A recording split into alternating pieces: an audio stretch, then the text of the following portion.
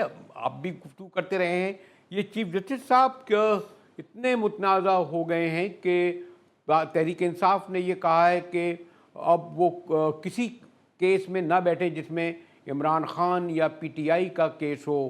چوئی صاحب، اس میں دو چیزیں ہیں. ایک تو وہ بلے کا نشان جو لیا اس میں سیدھا سا چیف جسٹس کا اپنا ہی فیصلہ ہے، اور وہ بڑا ایک انوکھی بات ہے کہ نشان کو اس طرح ٹریٹ کیا گیا ہے کہ نشان جیسے پارٹی کا نشان ہے. پارٹی کا نشان نہیں ہے یہ، اصل میں در حقیقت یہ نشان ہے ووٹر کا، اور ووٹر کی سہولت کے لیے ہوتا ہے. ان پڑھ ووٹر ہے آپ کا 70% ووٹر آپ کا ان پڑھ ہے. تو اب اگر ان پڑھ ووٹر کو آپ اس کے سامنے 40 نام رکھ دیں گے، 20 نام رکھ دیں گے، وہ کہاں سے پڑھے گا پتہ لگے گا. یہ انڈیا میں اور بنگلہ دیش میں، پاکستان میں، سری لنکا میں شاید نہیں ہوتا، وہاں 99% خواندگی ہے. پر یہ ہمارے ملکوں میں یہ نشان دیا جاتا ہے تاکہ آسانی ہو جائے جس نے پیپلز پارٹی کو ووٹ دینا ہے، جو چیئرمین بلاول کو ووٹ دینا چاہتی ہے خاتون، وہ بزرگ، وہ تیر کے نشان پہ لگا دے. جو میاں نواز شریف کو ووٹ دینا چاہتے ہیں وہ شیر کے نشان پہ لگا دے. اسی طرح ان کا نشان تھا. اب وہ ووٹر کو اگر آپ نے اس طرح تو ڈس انفرینچائز کر دیا، اور وہ ڈس انفرینچائزمنٹ کا مطلب ہے وہ ووٹ نہیں ڈال سکتے. اب ووٹ تو ایک بنیادی حق ہے. یہ تو ہائی کورٹ نے، سپریم کورٹ نے بڑی ہی الیبریٹ ججمنٹس میں 1988 میں 2 ججمنٹس دی تھی، دونوں بی بی شہید کے پٹیشن پہ. میں بھی وکیل تھا اس میں، ان دونوں میں.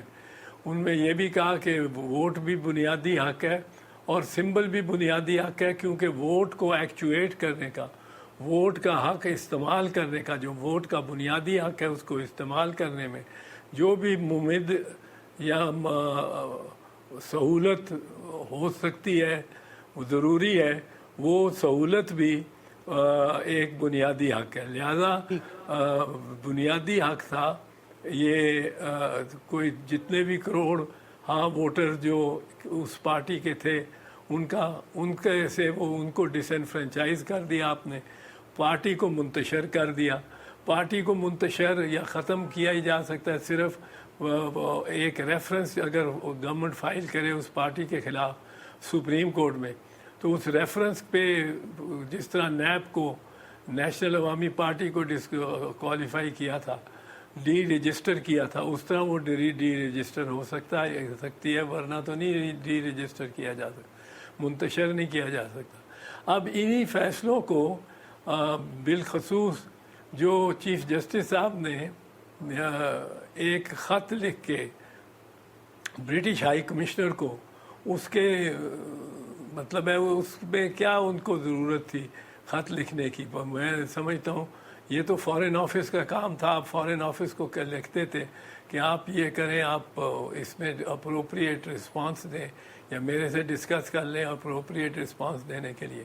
آپ نے خود ہی لکھ دیا اس کو بھی خط. چلیں یہ دو باتیں تو دو باتیں اپنی جگہ ایکسیپٹ کر لیتا ہوں کہ یہ والا آیا، اور آپ درست کہہ رہے ہیں کہ جو سمبل نہ دینے سے ہوا، اور ابھی بھی کچھ ان کے دماغ میں مخصوص نشستوں کا جو کیس چل رہا ہے یہ بھی بڑا اہم ہے. لیکن یہ جو ججز کو جو اوپنلی جو تھریٹ دی گئیں، اور باقاعدہ 8 میں سے 6 آ گئے، سال بھر ہو گیا. قاضی صاحب، جسٹس قاضی صاحب ہوئے یا پرائم منسٹر ہوئے، یعنی انہوں نے کوئی بہت اس پر ایسا رد عمل کا اظہار نہیں کیا کہ جس سے یہ سلسلہ رکتا. اسی لیے آپ نے دیکھا ہوگا کہ لاسٹ میں ایک بار جسٹس بابر ستار آ گئے، جن سے کہا گیا براہ راست کسی نے کہ آپ پیچھے ہٹ جاؤ. چوئی صاحب، نہیں، بہت بڑا مسئلہ ہے.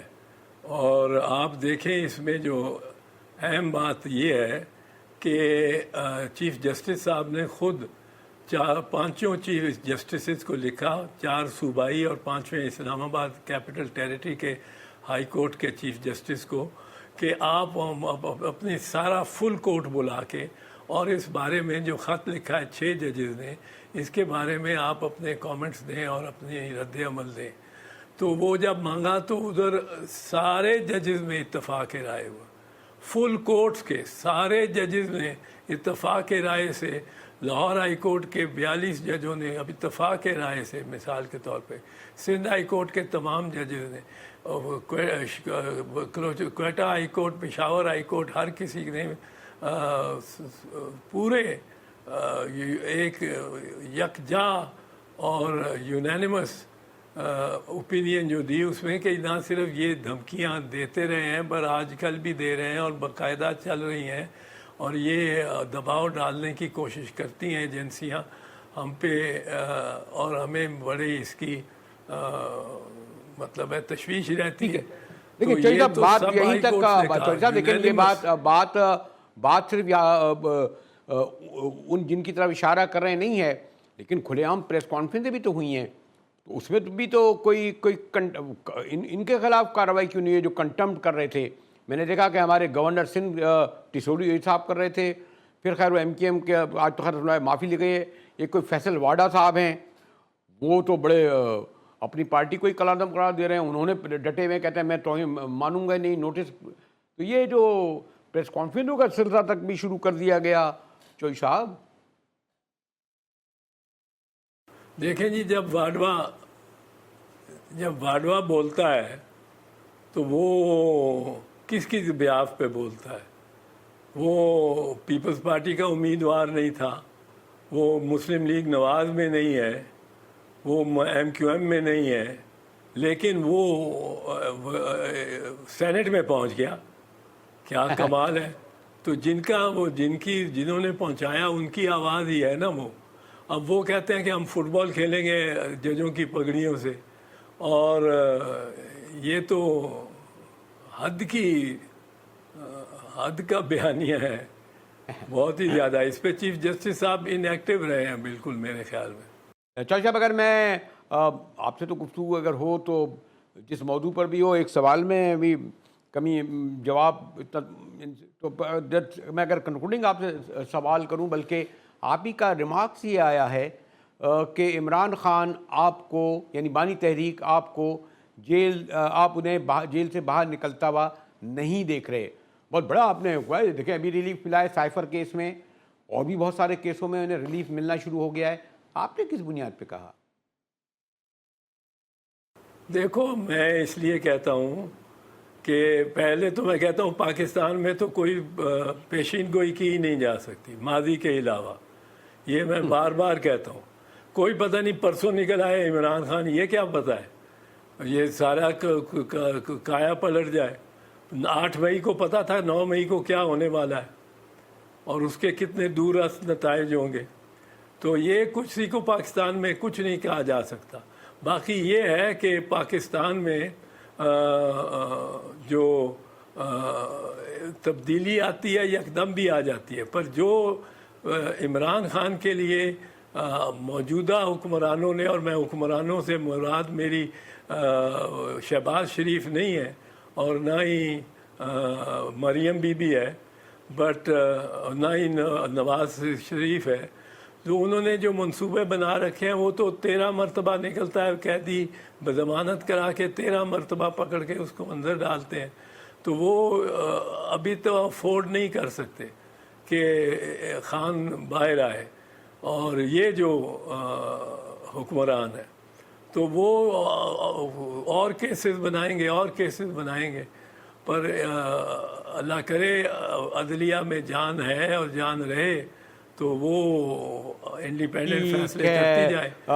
چوہدری صاحب، یعنی لیکن آپ کا چوہدری صاحب آپ کا کہا ہوا، یعنی اگر چوہدری اطلاع حسن یہ کہہ رہے ہیں کہ بانی تحریک جیل سے انہیں نظر نہیں آتا کہ جل نکلیں، تو اس کی اور تفصیل میں جاتا، تو میں نے کہا یہیں چوہدری صاحب سے شکریہ ادا کرتے ہوئے اجازت لوں۔